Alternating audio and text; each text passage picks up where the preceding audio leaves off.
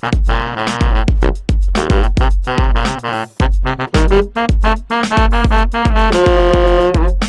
நம்ம இந்த வீடியோவில் பார்க்க போகிறது சிக்கன் நூக்கல் கிரேவி எப்படி செய்யுதுன்னு பார்க்க போகிறோம். அதுக்கு தேவையான பொருட்கள் பார்ப்போம். சிக்கன் 300 கிராம் எடுத்து வச்சிருக்கேன். நூக்கல் ஒன்றை வந்து பொடியாக நறுக்கி வச்சிருக்கேன். அதே மாதிரி சிக்கனை பொடியாக நறுக்கியிருக்கேன், பெருசு துண்டு இல்லாமல் சின்ன சின்ன துண்டா. கருவேப்பிலை தாளிக்கிறதுக்கு, பச்சை மிளகாய் 2, கிராம்பு 2, பட்டை 1, அன்னாசிப்பூ சிறிதளவு, புதினா கொஞ்சம், கொத்தமல்லி கொஞ்சம் எடுத்து வச்சிருக்கிறேன். சிக்கன் மசாலா 2 டீஸ்பூன் போட்டுக்கலாம், அதுக்கு எடுத்து வச்சிருக்கேன். மஞ்சத்தூள் ஒரு 1/4 டீஸ்பூன் போட்டுக்கலாம். சோம்பு 1/2 ஸ்பூனு, இஞ்சி பூண்டு விழுது 1 ஸ்பூனு, தக்காளி 2 அரைச்சி மிக்சியில போட்டு அரைச்சி வச்சிருக்கேன். வெங்காயம் அதே போல ஒரு 50 கிராம் எடுத்து அரைச்சி வச்சிருக்கிறேன். தேங்காய் ஒரு 1/4 மூடி அரைச்சி வச்சிருக்கேன். ஜீரக பவுடர் அது 1/2 ஸ்பூன், மிளகாத்தூள் 1 ஸ்பூன் போட்டுக்கலாம். இப்போ எப்படி செய்யுதுன்னு பார்ப்போம். இப்போ தேவையான எண்ணெய் ஊற்றலாம். ஒரு 4 டீஸ்பூன் எண்ணெய் ஊற்றிக்குவோம். காயெல்லாம் வதக்கிறதுக்காக. இப்போ எண்ணெய் காஞ்சிருச்சு. இந்த பட்டையை ஃபர்ஸ்ட் போட்டு 2ஆ உடைச்சு, 2 கிராம்பு, அன்னாசி, அடுத்து இந்த பச்சை மிளகாய் இப்படி 2ஆ உடைச்சு போட்டுக்குவோம். அடுத்து புதினா, கருவேப்பிலை, இதெல்லாம் கொஞ்சம் நேரம் வதக்குவோம். இஞ்சி 1 ஸ்பூன் ஃபுல்லாக போட்டுக்குவோம். இஞ்சி பூண்டு நல்லா வதங்கிருச்சு. இப்போ இந்த அரைச்சி வச்சிருக்க வெங்காயம் விழுத போடுறோம்.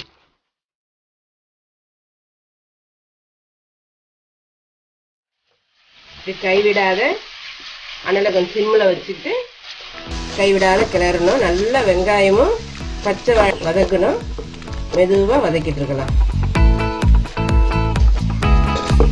இப்போ நம்ம போட்ட அந்த வெங்காயம் இஞ்சி பூண்டு நல்லா வதங்கிருச்சு. இந்த டைமில் நம்ம இந்த நூக்கில் சேர்த்துக்கலாம். ஏன்னா இந்த நூக்கல் வந்து ஒரு பச்சை வாடை மாதிரி வரும். இப்போ அதில் போட்டு வதக்கிறோம், இந்த வாடையெல்லாம் போயிடும். இந்த கிரேவியெல்லாம் அதில் சேர்ந்தனால இந்த நூக்கல் வாடை இருக்காது, நல்லா இருக்கும் சாப்பிடும் போது. பாருங்க, நூக்கல் நல்லா வதங்கிருச்சு. அந்த நூக்கில் இருக்க வாசமெல்லாம் போயிடுச்சு. இப்போ நம்ம இந்த டைமில் தக்காளி போட்டு இன்னும் வதக்கலாம். அரைச்சி வச்ச தக்காளி விழுது. இப்போ இந்த தண்ணியெல்லாம் சுண்டுற மாதிரி, தக்காளியில் இருக்க தண்ணிலாம் நல்லா வத்துற மாதிரி திரும்பவும் நம்ம கிளறிட்டே இருக்கணும். பச்சை வடை போகிற வரை கிளறணும்.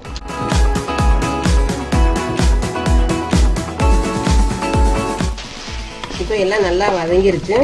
இப்போ எதுக்கு ஃபஸ்ட்டு நூக்கல் போட்டோம்னா, சிக்கன் போட்டோம்னா கிண்டிகிட்டே இருந்தால் சிக்கன் வெந்து உடஞ்சிரும். அதனால நூக்கில் ஃபஸ்ட்டு போட்டுக்கிட்டோமா இப்போ திரும்ப சிக்கனை சேர்க்கலாம். இதில் இப்போ இதே அதே மாதிரி வதக்கலாம். சிக்கனு நூக்கில் எதுவுமே தெரியாது, பீஸ் ஒரே மாதிரி இருக்கனால பார்க்கறதுக்கும் நல்லா இருக்கும், சாப்பிட்றதுக்கும் ஒரே மாதிரி டேஸ்ட் இருக்கும். சாப்பாடு நம்ம வீட்டுக்காக செய்கிறோம். அதை இஷ்டப்பட்டு செஞ்சோம்னா கொஞ்சம் கஷ்டம் இருந்தாலும் தெரியாது, சாப்பிடும் போது சந்தோஷமாக சாப்பிடுவாங்க. பாருங்க, சிக்கனுக்கு கிரேவிலாம் தண்ணிலாம் நல்லா வத்திருச்சு. இப்போ நம்ம இந்த மசாலா ஜாமான்லாம் போட்டுக்கலாம். மஞ்சத்தூள் 1/4 டீஸ்பூன், மிளகாத்தூள் 1 ஸ்பூன் போட்டுக்கலாம். சோம்புத்தூள் 1/2 ஸ்பூன், ஜீரகத்தூள் ஒரு 1/2 ஸ்பூன். இப்போ இதோட கொஞ்சம் தேவையான கொஞ்சம் உப்பு போட்டு எல்லாம் திரும்பவும் ஒரு வதக்கலாம்.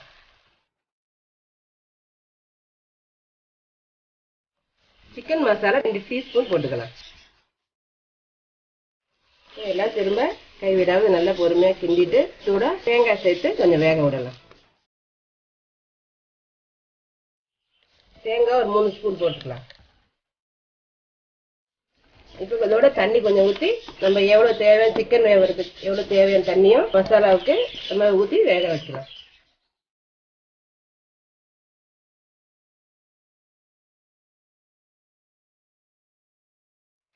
காய் சிக்கன்லாம் கொஞ்சம் வேகணும், ஆனால் கொஞ்சம் தண்ணி ஊற்றிக்கலாம்.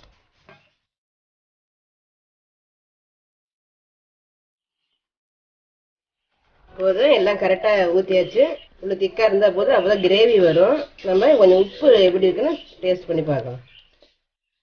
உப்பு பத்தலை, இந்த கொஞ்சோண்டு போட்டுக்குவோம். போதும், இது அப்படியே கொஞ்சம் நேரம் தம்மில் மூடி வைக்கணும். இப்படி சிம்மில் வச்சு மூடி வச்சோம்னா இந்த காயெல்லாம் கிரேவி ஏறி சிக்கனு காய் எல்லாம் ஒன்றா சேர்ந்து நல்லா வெந்திருக்கும். இப்படியே மூடி வைக்கலாம்.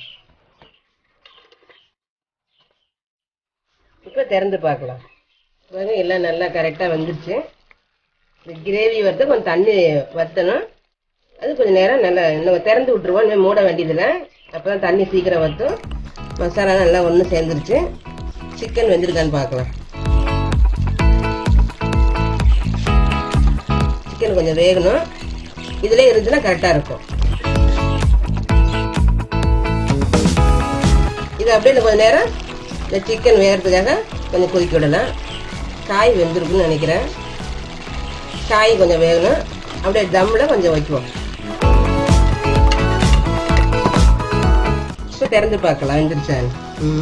வாசலாம் நல்லா சூப்பராக வருது. அடி பிடிக்காத நம்ம பார்த்துக்கணும். இப்போ எல்லாம் நல்லா வெந்துருச்சு. இந்த மாதிரி ஸ்டவ் ஆஃப் பண்ணிவிட்டு நம்ம இறக்கிடலாம். இப்போ chicken noodle gravy ready. Stove off பண்ணிடுவோம். ஆஃப் பண்ணிவிட்டு இந்த கொத்தமல்லியை போடலாம்.